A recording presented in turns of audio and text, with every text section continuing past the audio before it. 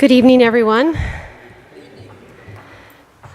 Thank you for coming to this evening's Unitas Distinguished Alumni Awards Ceremony. This is our 24th annual award ceremony, and of all of the events that happen during the course of the year, next to graduation, this is the one where the students and the community and those who are gathered here get to see Union at its most remarkable, most amazing, and vast best. And it's always an honor to host this, to meet the recipients, and to be a part of hearing the stories of these lives of commitment that have unfolded. I'm also very thankful to the Alumni Council for all the work that goes into this evening. And I wonder if here, right at the beginning, the members of the Alumni Council who are here could just stand so we can see who you are.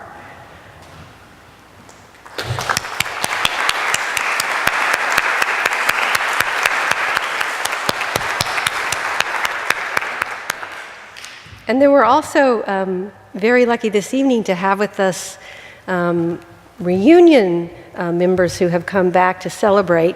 But in particular, I would like to ask members from the class of 1968 who are celebrating their 50th anniversary, if you would please stand, if you can.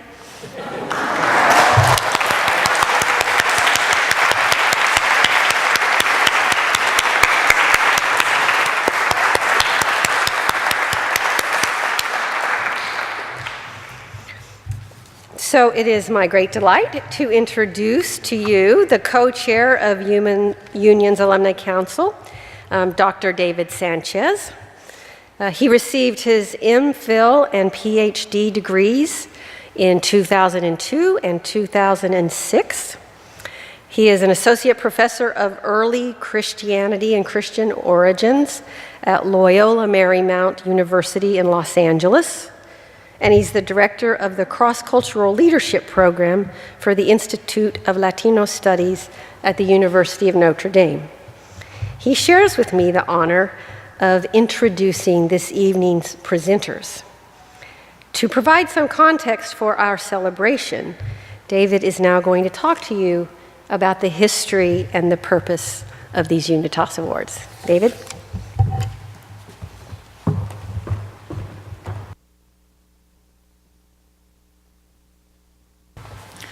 Good evening, everyone. It is always good to be home, and I've come from Los Angeles, and this is always a wonderful annual homecoming for me. President Jones, guest, if I may, I'd like to read a brief history on the Unitas Award. The Unitas Distinguished Alumni Awards, established in 1994, bear witness to the faith and perseverance of living Union alumni, who exemplify the seminary's academic breadth, its diversity and inclusiveness, and the range of vocations its graduates follow. Unitas recipients offer exemplary leadership in the church, society, and the academy.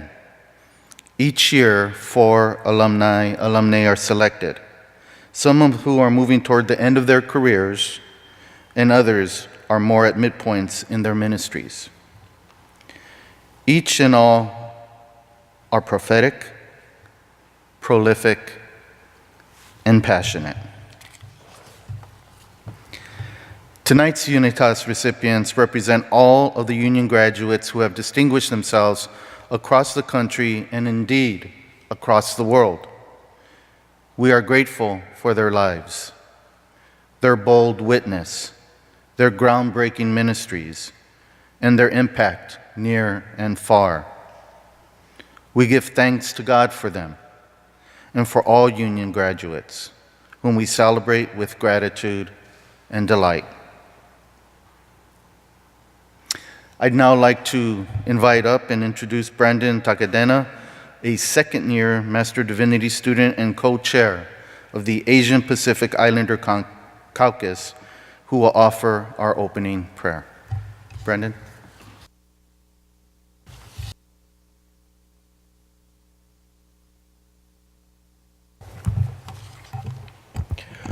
Aloha mai kako, talo falava. Greetings to you from my homeland of Hawaii and my ancestral homeland of Samoa in the South Pacific. Let us pray. E pule kako. Gracious God, creator of the heavens and the earth, the one who spoke our world into motion and breathed our life into very being, we thank you. We come before you this evening in a posture of humility and reverence, for we recognize that everything that we are and everything that we will be is because of you. Creator God, we thank you for this place that is Union Theological Seminary in the city of New York. We thank you for strategically placing each and every one of us here and equipping us with the necessary tools to go out into the world and be agents of your kingdom. Your Spirit has adorned these halls, raising up generation after generation after generation of spiritual leaders, pastors, theologians, and revolutionaries. As with your Son, you have anointed us to proclaim the good news, to heal the brokenhearted, to speak freedom to the captives, to restore sight to the blind, and usher in liberation for the oppressed. This is our lineage. God, we are grateful for the intellectual and spiritual tradition that you have brought us out of. As we gather here tonight to celebrate the life and work of our elders, we also invoke the spirit and genealogies of those who have come before us. God, we also speak blessings and favor over the students who are here now and those who are yet to come.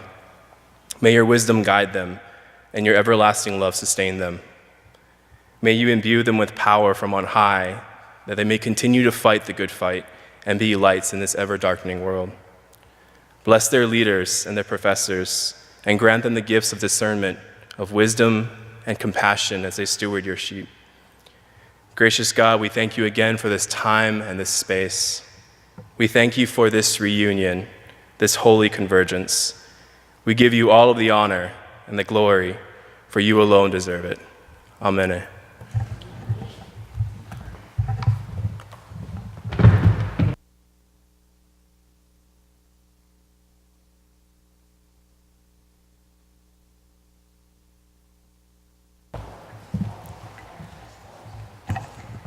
Thank you for that beautiful prayer. What a way to start us off. So I'm now going to introduce the presenters, the one who will read the citation and the one who will present our first Unitas Award recipient. The Reverend Jennifer All completed her MDiv at Union in 2006. She presently serves as the pastor of Green Point Reformed Church in Brooklyn and operates a group psychotherapy practice, the North Brooklyn Marriage and Family Therapy. She will introduce the Reverend Dr. Norman Kansfield, our first Unitas recipient. The Reverend David Cowell, a member of the Alumni Council, earned his MDiv degree here in 1994. He is currently Director of Mission Integration, Spiritual Care, and Palliative Care for Dignity Health, Sequoia Hospital in the Bay Area. David will read the citation.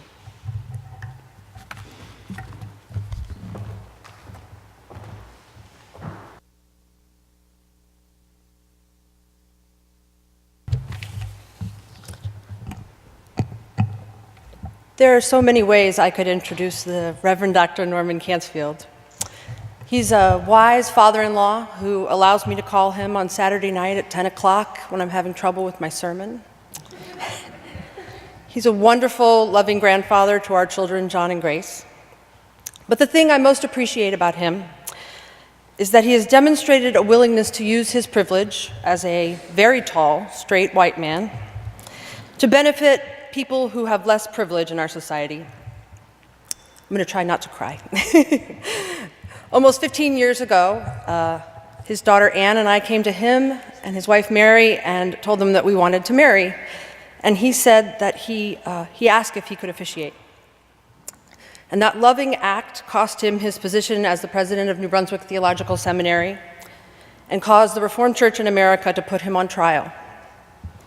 He used his privilege to make a point that led his lifelong denomination into a long-needed discourse on the inclusion of LGBTQ people. He sacrificed the power he had to help others who had less and to try and bring about change, and this was far from the first time he had done that.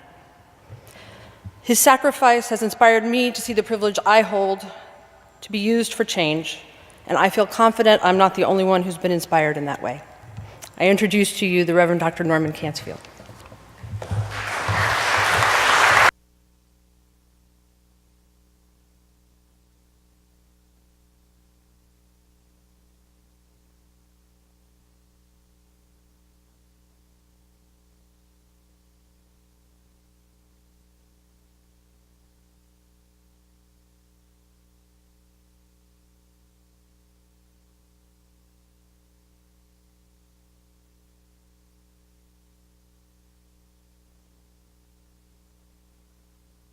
It's my privilege to read the citation. 2018 Unitas Award.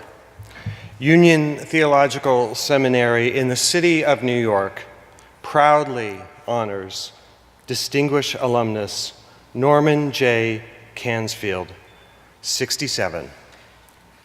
Pastor, librarian, theologian, and seminary president, for his steadfast and heroic activism on behalf of LGBTQ members of the Reformed Church in America and their full inclusion, both in church and marriage, for presiding at his daughter's marriage to a woman and enduring the ensuing General Synod trial and suspension with love, dignity, and reason, and for serving as a beacon for those who continue the fight. Thank you. Thank you.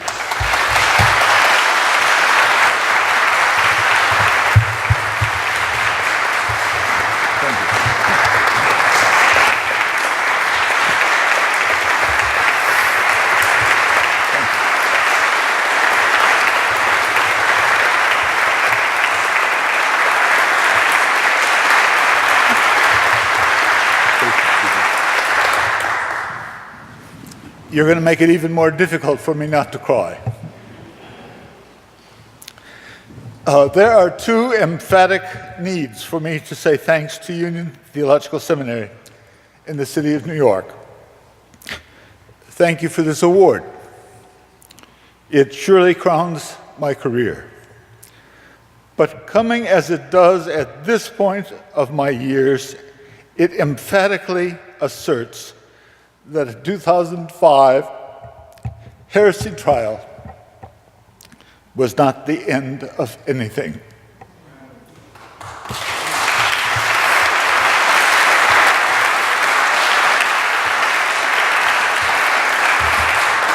Unitas's encouragement to keep on speaking and writing and studying and embracing. So Unitas comes to me as an imperative aggressively to stay within the struggle. Thank you for that. But I must also thank Union for an academic experience in 1965, 1967 that didn't go as it was supposed to, but absolutely was pivotal for who I am. I came to Union with a clear intention of doing a doctorate with James Meilenberg, focused on the social legislation and organization of the Hebrew Bible. In all of my correspondence with Dean Richardson, he failed to mention that Professor Meilenberg was retiring. So the ultimate irony is that as Mary and I journeyed eastward from Western Seminary, Holland, Michigan, to New York City, Professor Meilenberg was traveling westward to Holland, Michigan, and Western Seminary. Nevertheless, my education, indeed my total experience in Union Seminary, was extraordinary. Studying the Hebrew Bible with amazing minds and hearts such as George Landis, Samuel Terrell, and Abraham Joshua Heschel was a rich and transforming insight into the grace and care of God.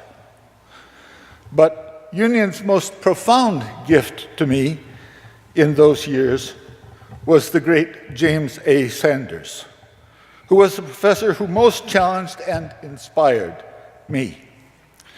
Jim, as I have since learned to address him in our continuing email conversation, taught me how to erect a solid, responsible biblical platform on which to undertake the struggle for full inclusion in the church of persons whose sexuality may be different from mine, but whose love is as sincere, powerful, and transforming as any love there is.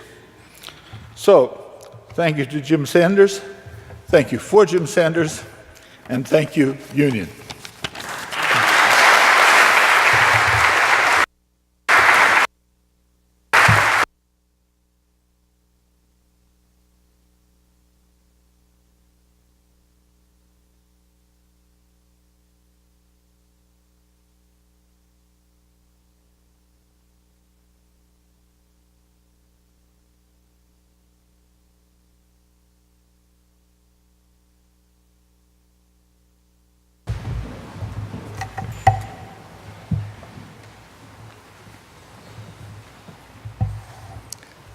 I'd now like to introduce the Reverend Dr. Catherine Rhodes Henderson and the Reverend Dr. Jim Cordera.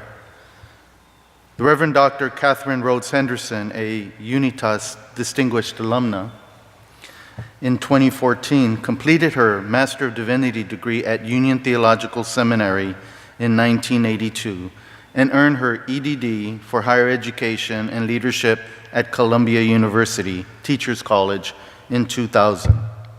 She served as Director of Admissions and Associate Dean of Students at Union from 1985 to 1993 and is currently serving as President of Auburn Seminary.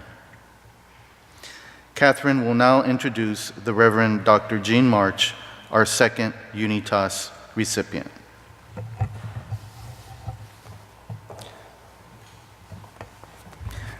Excuse me, I've been directed to continue. Yes. The Reverend Dr. Jim Cordera, Professor of Religion at Wellesley College, received his PhD jointly from Union and Columbia in 1976. Jim, who is the first Asian American ordained in the Episcopal Diocese of Massachusetts, also serves as part-time rector of St. Luke's Episcopal Church in Hudson, Massachusetts. He will read the citation. Now I welcome you up.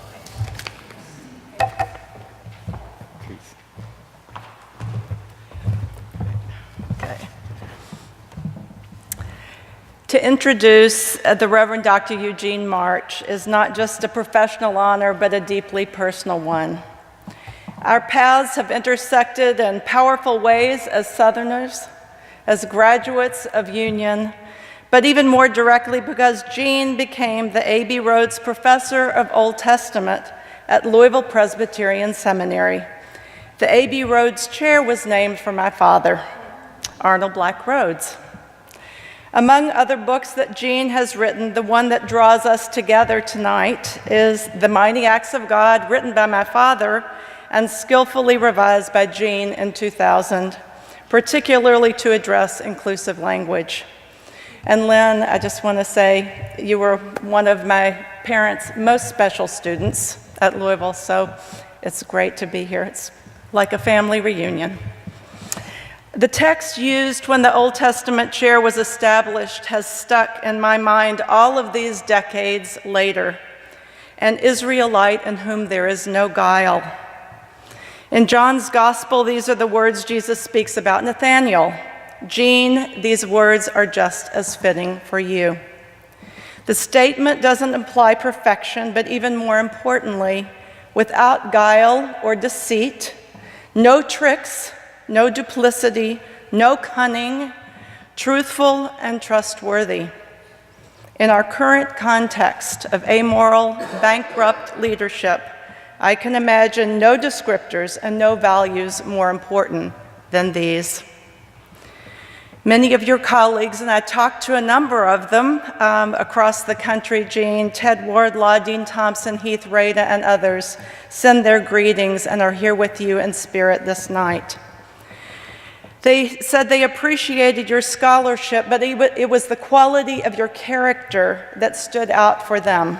They used words like a profile in prophetic leadership and a precious moral act of self-definition for one point in your career, which means that you never put personal or professional convenience over principle or expediency over integrity. But perhaps what I loved the most were words from a former student who said of you, "I never knew if I just loved Hebrew or simply thrived with Gene's teaching." His prayers before class were legend. I gained from his invitation into God's presence a sense of how to pray with others. He was humble and at the same time confident. He expressed a profound faith which was always engaged with constant inquiry. He manifested such authenticity. I was at times awestruck. So Gene, tonight we are awestruck. For all of these reasons and more, we celebrate you as one without guile, beloved in God's eyes and ours, and surely one of God's most mighty acts.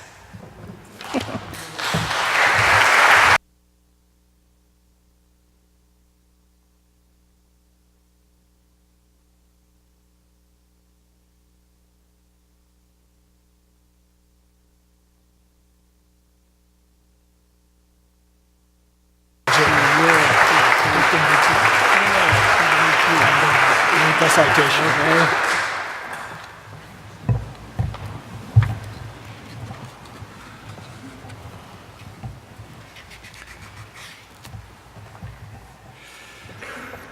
Union Theological Seminary in the city of New York proudly and gratefully honors distinguished alumnus Wallace Eugene Marsh, PhD class of 1966. Gene, if we may. Please. Professor, Dean of the Faculty, Presbyterian minister, denominational leader, for his ardent quest to develop enlightened positions on and policies for inclusive worship, social justice activism, interfaith understanding, and standardization of non-discriminatory language in the Presbyterian Church USA, for his faithful and tenacious labor in the vineyards, and for his inspired orchestration of moving the church forward into the future. Congratulations. Thank you, sir.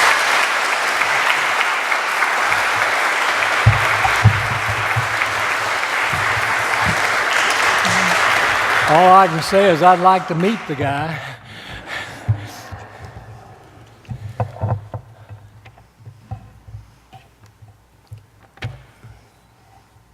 President Jones, faculty, directors, alums, students, family, and other gathered guests, thank you. Thank you for this honor and for all the many ways you make life better for all who come into your orbits. As I look at the list of persons who've been granted this award previously, I'm amazed, simply amazed, that my name is going to be added to the list. For so many, many reasons, I do not feel qualified.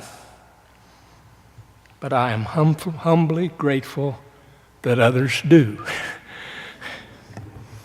I won't go back and try to name every person who helped me along the way. After all, this isn't the Academy Awards. Nonetheless, I am grateful for each and every one.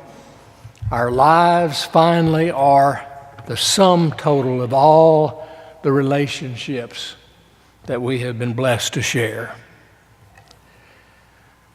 But I will tell you something about my journey that brought me here. I came to Union in the fall of 1960. My choice of Union was not very well thought out. As a senior Bachelor of Divinity, I had studied a new commentary by a person named James Milenberg. And when the faculty at Austin Seminary encouraged me to go to graduate school, I said, okay, but I didn't know any graduate schools. The only one I knew was the one where James Milenberg was, so I signed up to come. I knew that Union, by the time I got here, was a top graduate school, but I did not know that the really small number of applicants that they accepted, I just didn't know about that. And I'm still amazed that I was one of those who was accepted. I continue to stand in awe as I look back at the world-class faculty that was here in those days and is now. I certainly never imagined that coming here was going to change me, change the whole course of my life so dramatically. When I get too religious, I just have to say God's grace works in unexpected ways. But I came wide-eyed, uncertain whether I could handle the material, wondering whether I was well enough prepared to take place with students from other eminent schools such as Harvard and Yale and Princeton. I came a Texas boy, terribly naive, who'd only been on the ground east of the Mississippi River twice by that time in my life. And one of the times was to Vicksburg, Mississippi, of the Civil War grounds, which is hardly east. Anyway, so I came, the grandson of an active member of the Ku Klux Klan. No wonder that Union Seminary and New York City altered me so dramatically. To say I was profoundly changed by my Union years would not be an overstatement.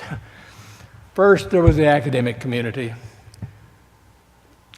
Absolutely excellent.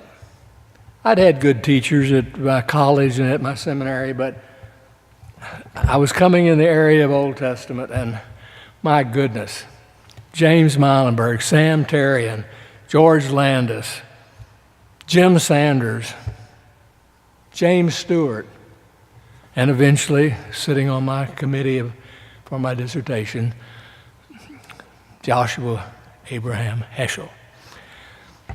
Because my entrance exams showed that I was a little weak in contemporary theology and ethics, which I knew, I had to do some remedial work. I was penalized. What was that penalty? I had to bear spending a whole semester, once a week, talking about Tillich with Robert McAfee Brown. And for ethics, I got stuck with Roger Shin. What a penalty. New York itself is an incredible place to live and learn, one that probably can't be replicated. More particularly for me, I had never belonged to such a diverse community as Union. Though compared with the Union of today, we didn't know nothing. I don't know how many denominations were represented there. I know they weren't all from North America. I was still trying to figure out how to deal with 3 tribes of Presbyterians. It was too much, but it was wonderful. Before Union, I had had very few people of color in my classes as fellow students. And I'd never had any Jews. And here I was in a school and a city where such diversity was expected, was celebrated. It became part of who I wanted to be. What does it mean to live in a community for nearly 6 years where justice and peace are the assumed priorities for all? One thing it meant for me was to take a very close look at my own denomination and to set out to try to get the logs out of the eyes of my fellow Presbyterians. We weren't going to be able to save the world until we had done that. We weren't going to be able to save the world anyway,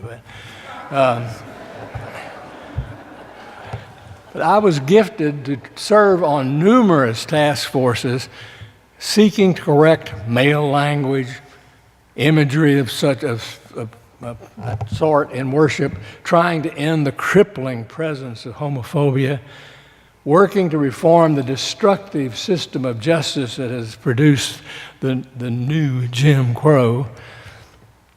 Much of my time writing was directed at the Presbyterian Church in the form of curricula, in the form of ghostwriting policy statements. For a denomination loudly and supportive of the Bible, anything new had to be rooted in the Bible. And I was the, quote, expert put on those task feeds. I had an extraordinary influence, well beyond my numbers and probably my gifts. But it was fun. We changed some things. We were able to provide some new insights into the way to read the Bible. What do you do with the Bible? What the Bible means. Even when you don't agree with the Bible, it's still the Bible.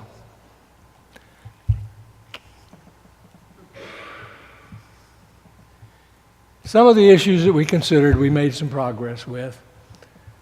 We, quote, corrected them. No, we changed them slightly. But new versions continue to arise. Racism is still flourishing. One of its more insidious forms at the moment is this white nationalism stuff. Israel continues occupation of Palestine, a justified reason for a cry for justice. And there are other issues, to name just a few, concerning immigration, health care, continuing sexual harassment and assault. We don't know anything about that this week. We're not without challenges. We still have much, much to do. And I want to thank Union for having helped to shape and sharpen my insight. One thing more I want to say in conclusion. The certificate of academic excellence provided to me by the Union Seminary doctorate opened the door for me that enabled me to enjoy over 47 years of engagement with lively, interesting students and faculties, exploring the Bible and its relevance for the world in a slightly paraphrased form of a song that happens to mean something to me, that Willie Nelson, of all people, made popular. Toward the end of this little song about you were always on my mind, there were little things I should have said and done. I just never took the time. But Union Union Seminary, you were always on my mind. You were always on my mind. Thank you.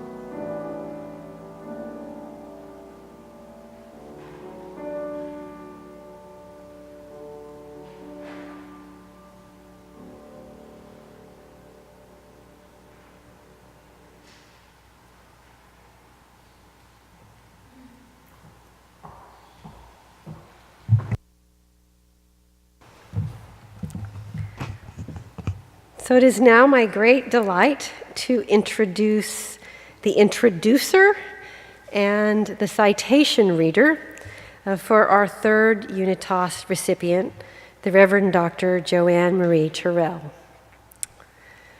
The Reverend Dr. Andrea White is Associate Professor of Theology and Culture at Union Theological Seminary in the city of New York. She specializes in constructive Christian theology, especially womanist theology. She received her MDiv from Yale Divinity School in 1995 and her PhD from the University of Chicago in 2009. And she will introduce our next Unitas recipient, the Reverend Dr. JoAnne Marie Terrell. And the Reverend Dr. Ben Sanders III is a member of the Alumni Council. He earned his MDiv from Union in 2008 and his PhD from the University of Denver and Iliff School of Theology in 2018. That's amazing. Recent grad, congratulations. And he is currently Assistant Professor of Theology and Ethics at Eden Theological Seminary. Andrea will present, and Ben will read the citation.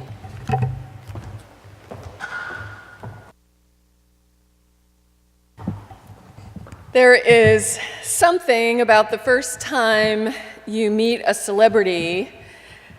You remember the place, the time of day, the lighting of the room.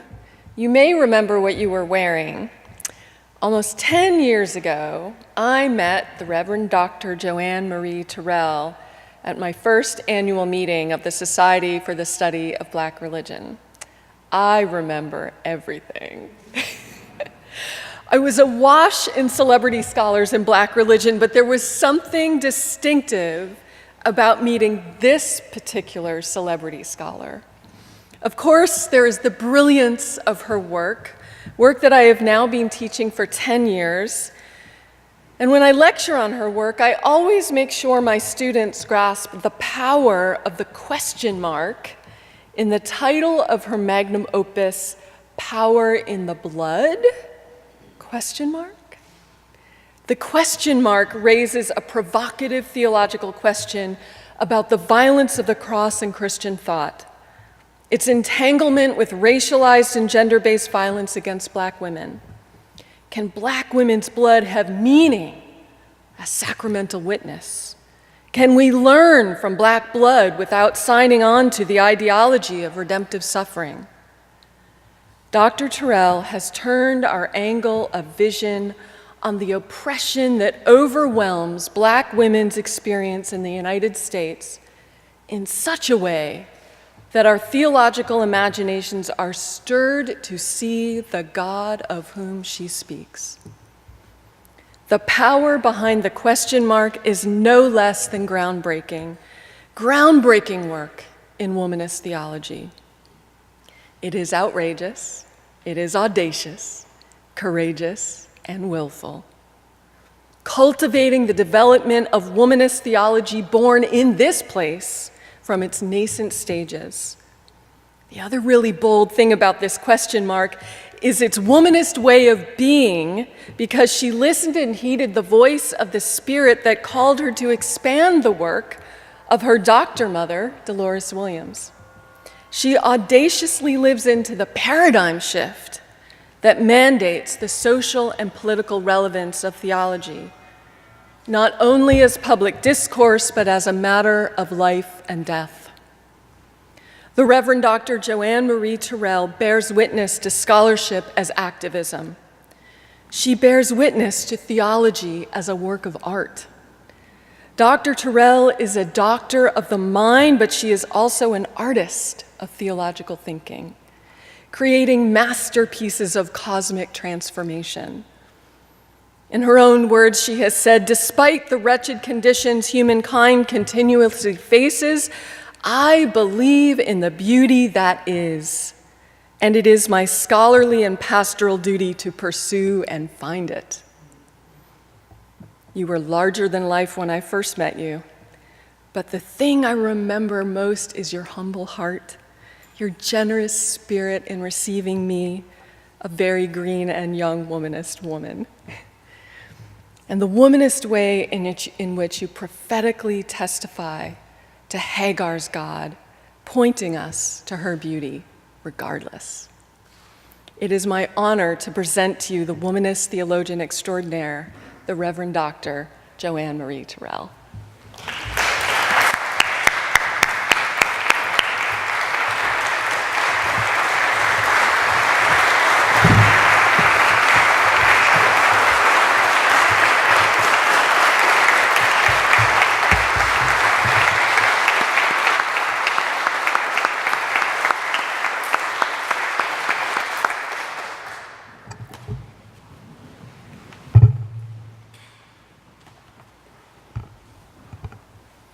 Union Theological Seminary in the city of New York proudly honors distinguished alumna JoAnne Marie Terrell, class of 90 and 97.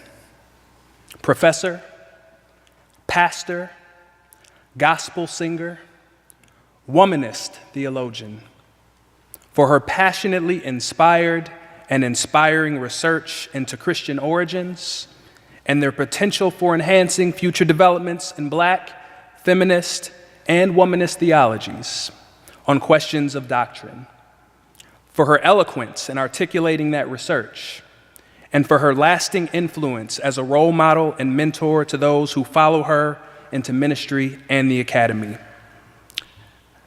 Dr. Terrell, thank you. Thank you. Thank you.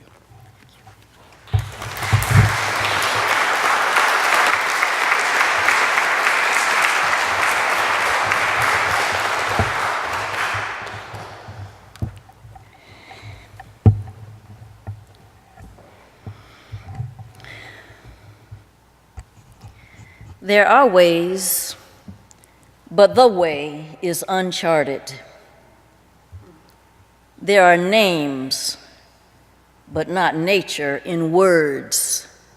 Nameless indeed is the source of creation, but things have a mother, and she has a name. From the Tao Te Ching, the Book of the Way of Life. To the Unitas distinguished alumni, especially my teacher, Dr. Janet Walton, to President Serene Jones, to members of the Board of Trustees, to the faculty, administration, and staff, to Dr. Andrea White, to the Alumni Council, and to all alumni, current students, and invited guests.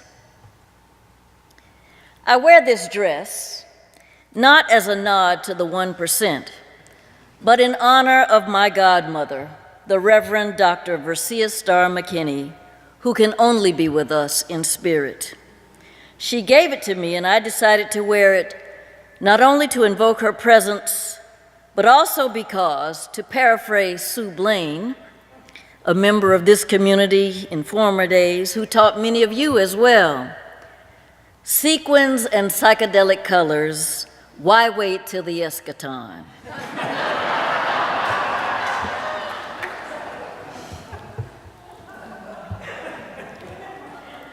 I am surprised and delighted by this award from my alma mater, my soul's mother, Union Theological Seminary in the city of New York.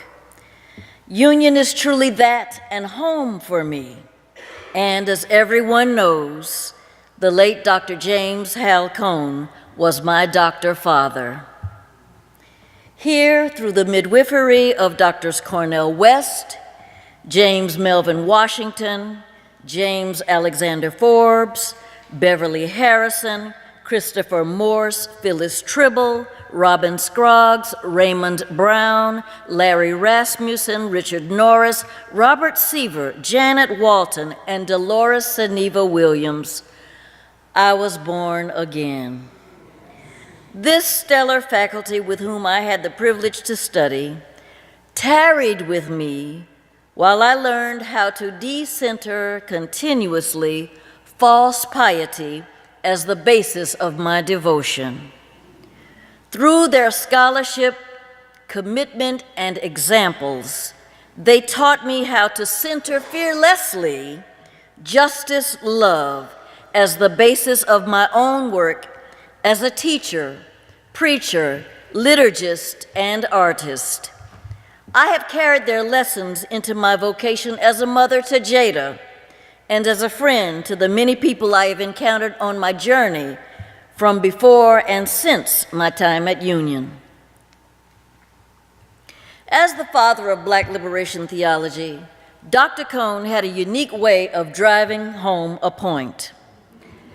As a result of my difficulty, my personal difficulty, letting go of ideas and habits of mine that do not serve me or anyone well, he once exclaimed, and I'll say it like he said it, "Black people don't never take nothing back to the store."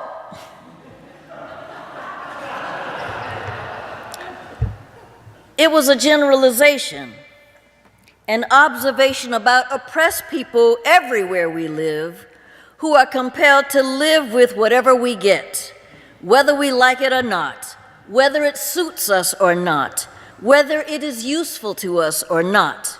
We make do with whatever we get because taking things back to the store might subject us to ridicule, the rejection of our claims, arrest, violence, even death. I relate this story because the midterm elections are almost upon us, and the whole country is compelled to make do with a government, an oligarchy that does not serve the people well, promoting an unabashed agenda inscribing white, male, and hetero supremacy. Perhaps you've not or cannot take the steps towards becoming ontologically Black that Dr. Cone prescribed as remedy for the sickness in the soul of America. But you must certainly feel the ontological pinch digging into your metaphorical flesh. In fairness, it is difficult even to trust the electoral process. It has been an abusive institution, demonstrably broken for a very long time, and hacked beyond recognition as a tool of democracy. But, fellow citizens and fellow saints, it is time to take the electoral slate back to the store so that we can see a semblance of justice love manifested in our times as signs of our genuine devotion to the God who makes claims on our hearts and on our minds, our bodies, and our souls. After all, why wait till the eschaton?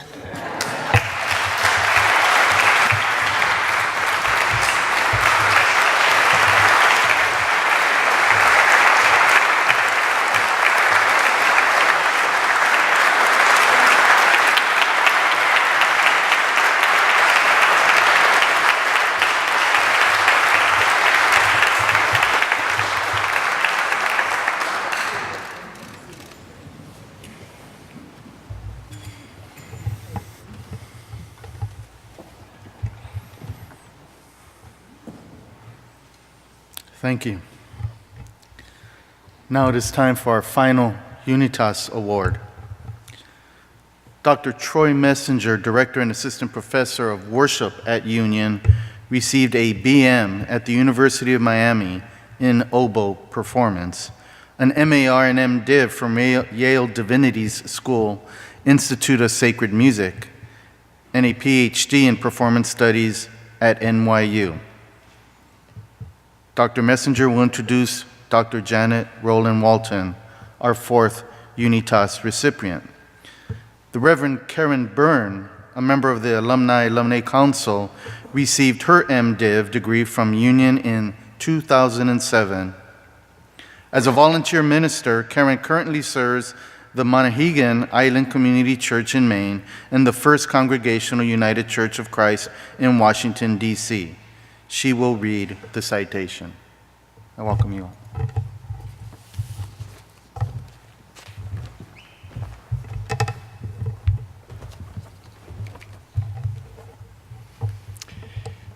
I'm very honored to be asked to give this introduction to Janet Walton.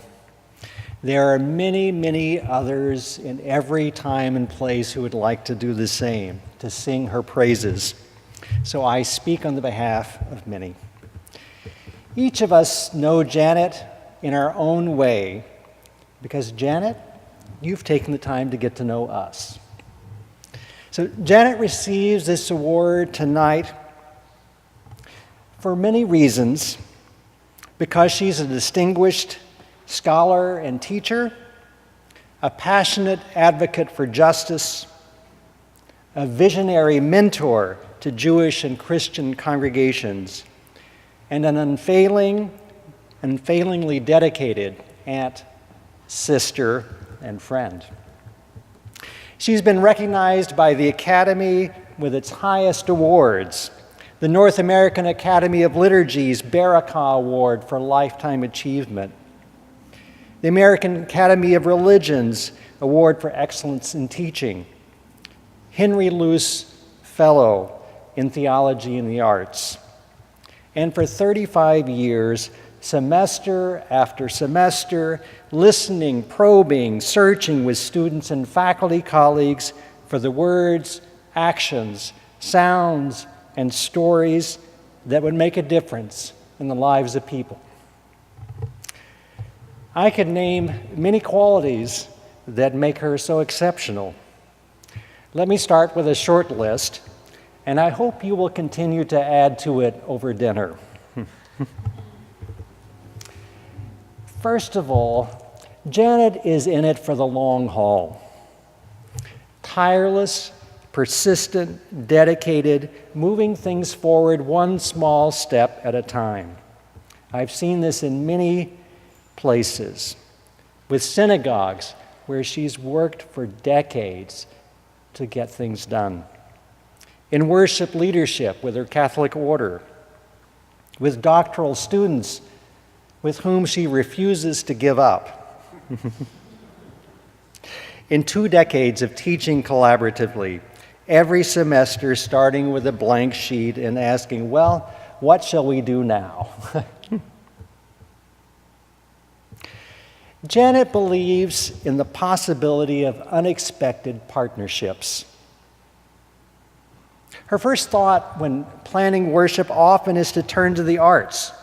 Puppeteer Ralph Lee, choreographer Clinton Smith, dancer Linda Kent. Or beginning an address to the Liturgy Academy with peacock feathers. Tossing the liturgy like a giant beach ball, literally in the sanctuary. She looks for the voices that will expand the conversation, the ones that are so often overlooked in class, on the streets, and gives them space. And finally, Penna Rose reminded me yesterday that Janet always knows how to ask the hard questions and expect an answer. In class, in faculty meetings, to clergy, laity, and her dearest friends. Questions like, why? Or why does it matter? Or what? What are you hoping it will do? And what will you do? These questions never make our work easier, but they always make it better.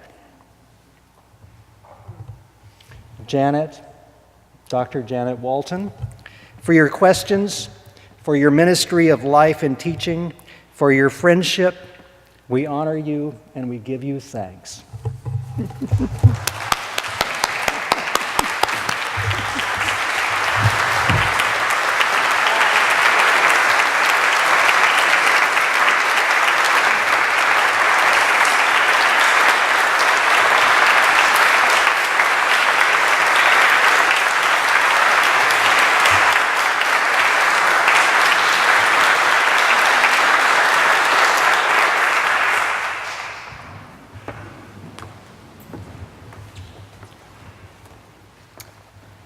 Janet Rowland Walton, 79.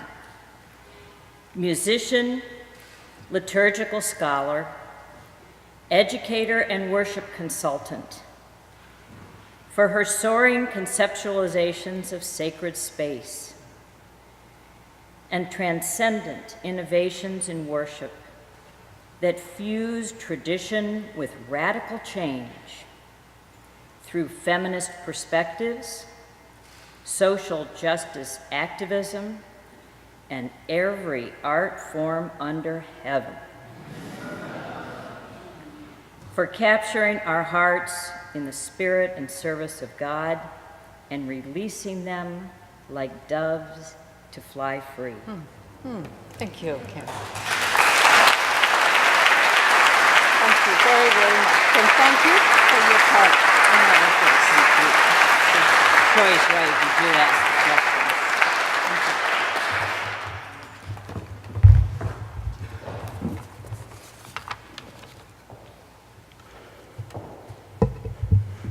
Thank you, Emily Odom, for your work in leading the council to select me to be awarded this Unitas. And thank you to Serene Jones for your enthusiastic and generous work with me. And I'm honored to be sharing this day with Norman and Jean and JoAnne. Thank you. When Ben Sanders called me to say that I was a recipient of the Unitas Award, I immediately said that this should be a crowded platform when I receive this award. I'll tell you the story of why. When I came here as a student in 1976, I expected to stay 1 year. I was a musician in a high school. I was a piano teacher at an art center, and I was a director of music in a church, all in Albany, New York. I wanted to know more. I came to New York City to study with artists about performance and creativity. I came to the Union faculty to know about power and justice. When I arrived, there were a lot of questions about worship. Very few people were coming to worship. And the faculty was complaining that worship in James Chapel did not match the human needs that were all about us and that they were talking about in the classroom.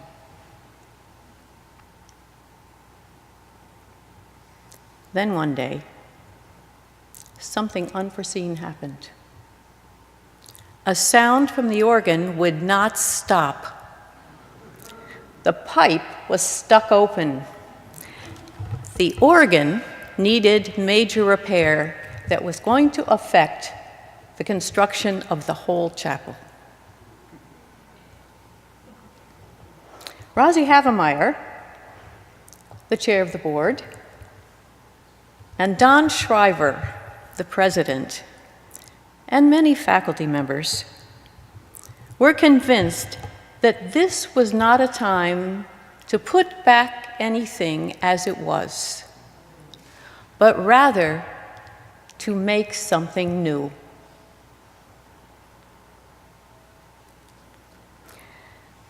The renovation of this chapel that we're looking at right now was completed in 1980.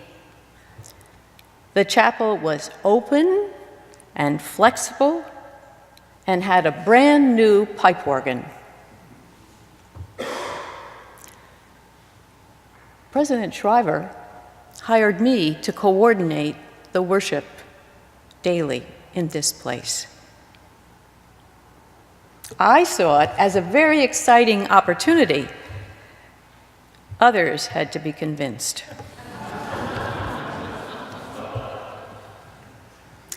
Many people collaborated in the daily project of planning worship.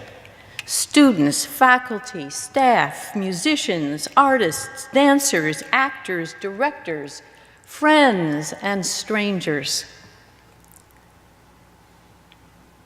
The new space transformed what we thought about worship, how we taught it, how we experienced it. Always there were questions.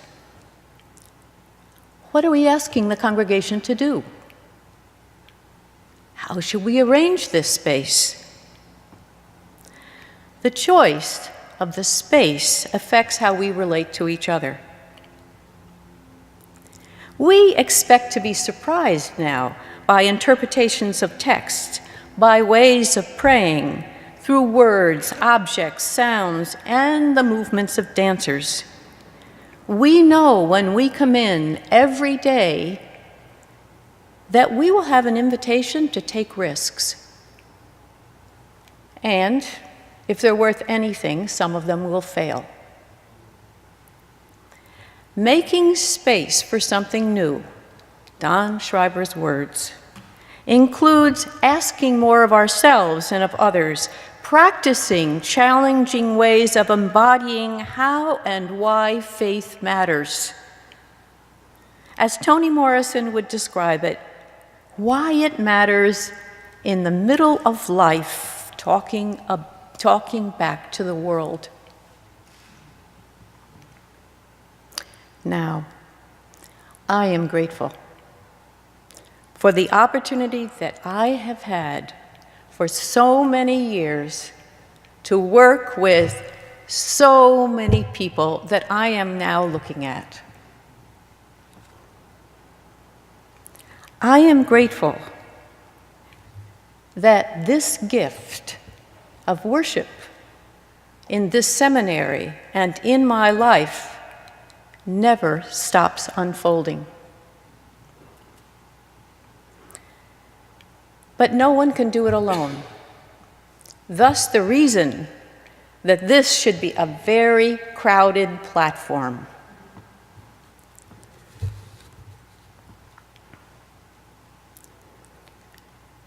Thanks in a particular way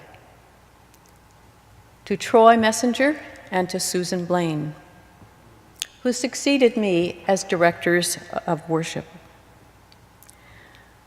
With extraordinary skills, they help us to create worship as a powerful way to wrestle with and respond to human needs. And there are others who are much less visible to us, but without whom we couldn't come into this space for worship. I asked Orlando Zuleta to be here tonight to represent the facilities staff. You can imagine what a nightmare it is for them to have a flexible space like this one, where there are events many times during the day and where everyone is encouraged to place the chairs in such a way that the chairs themselves will express what we're doing. They came here. They come here day after day to set up the space. And I asked Michael Orzechowski to come. The scheduling in this place is impossible. Everyone vies for time, especially those who are planning and performing worship. Thank you for your patience and your willingness to put us first. And then there are 3 people that we can never even see because they're way in the back. They're the members of the IT team. Don Joshua, Marcus Mortis, and Bastia. Every day they record what happens in this place. Every day they have to solve new problems. Who speaks into a mic and who doesn't, and how they have to adjust it. I thank them for what they have done to make such a difference in the life here. On a personal note, I want to thank my family and friends. They signed on for 1 year, and they have continued for 42 more.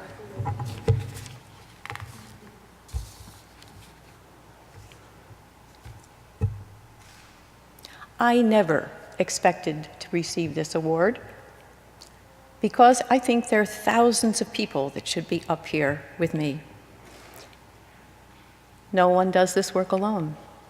So I want you to imagine the thousands of people who have been in this place working on behalf of all of us to provide for something we have never seen before or never heard before that makes a difference in the ways in which we live our lives and in the ways in which we want and dream of living our lives. Early in his presidency, Don Shriver reminded us, everything that is of value to God gets nourished best in a community of people who demonstrate daily their value to one another. That gift goes on here every day, thanks to all of you and everyone else who has ever walked through the doors of Union Seminary. Thank you.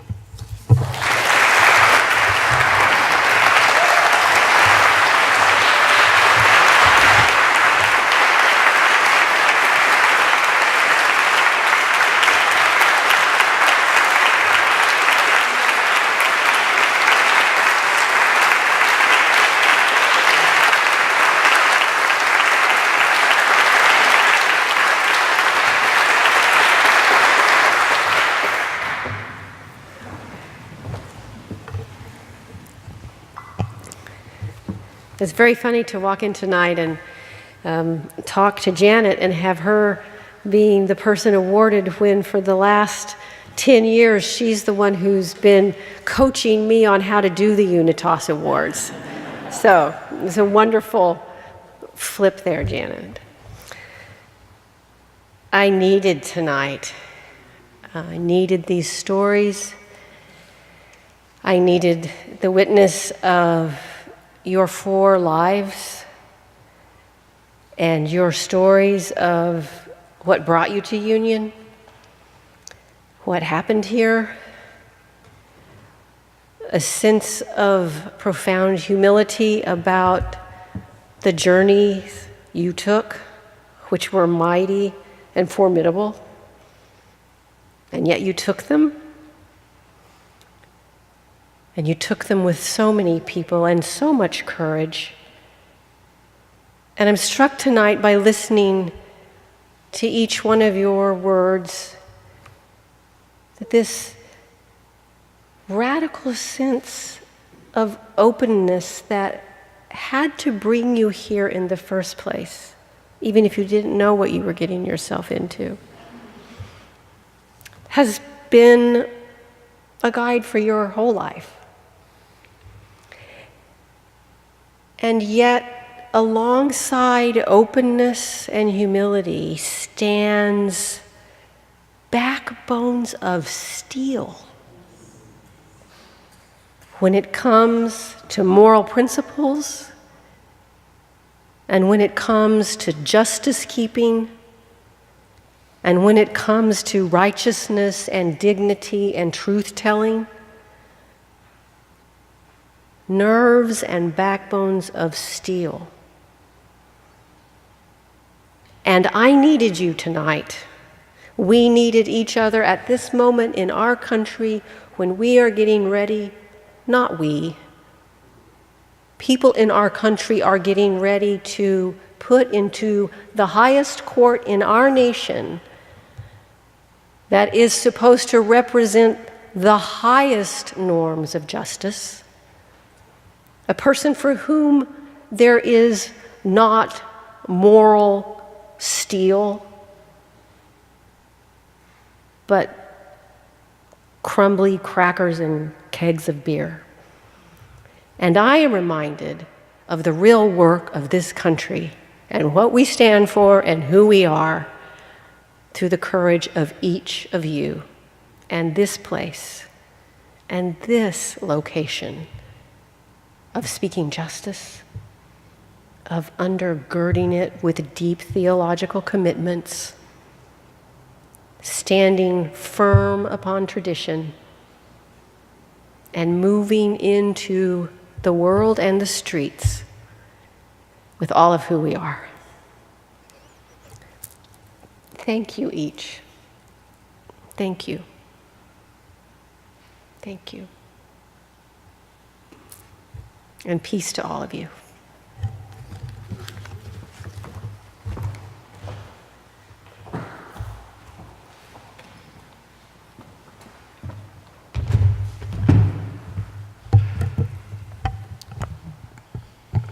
In a world and a city where so many lives are thought not to matter and still cannot breathe, I invite you here to take one deep breath with me. And I invite you now to join me in a collective and resounding thank you. Thank you. Thank you. For what our hearts have touched and our souls have tasted tonight, we are eternally grateful. You have prepared before us a table amid the presence of those who would rather have taken it upon themselves to deny us access, to deny us entry into the joy of your company. You have instead, and with careful precision, opened the door and let us come in. And so we are here with a stirring assurance Together we say thank you because we have, with whatever life-sustaining powers that remain inside of us, we have all made our way into James Chapel again, and we are grateful. With lives shared and stories told, we have here taken it upon ourselves to transform mere brick and mortar into sanctuary. And we are all the more humble, all the more better, all the more blessed, knowing and acknowledging that we have done it together and not having accomplished any of it without your presence. We leave this place better than we were when we walked in the door. Because of whatever was shared at this altar, we wholeheartedly believe without a shadow of a doubt that this place will never be the same again. We declare it and we decree it that this institution shall never be the same again. Because of the ministerial life force that will shake the foundation of powers in high places, this nation will never be the same again. Following the hard work of people called by the power of your name, this world shall never be the same again. And because we believe that you are the greatest power inside of us, we affirm that our lives, individually and as a collective, our lives shall never be the same again. And so we are confident in who you have called us to be. We are confident in who you have been in us. We trust and we believe that you are not stagnant. You are never still, ever shifting, constantly moving, always abounding, forever directing us, calling us to higher heights and deeper depths in you. Thank you for being our company keeper, our way maker, our joy in sorrow, our hope for tomorrow, the lifter of our heads, and the peace of our salvation. We don't take it for granted, but we'll acknowledge you always. And so one last time, we together say thank you. Thank you. We say thank you. Thank you. We say thank you.